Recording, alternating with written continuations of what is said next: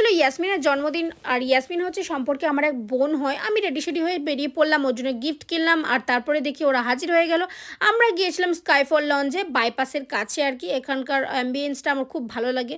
আমি এখানে birthday celebrate করেছিলাম, ওই জন্য ও বললো আমার জায়গাটা খুব পছন্দ হয়েছে, আমাকে ওখানে নিয়ে চল।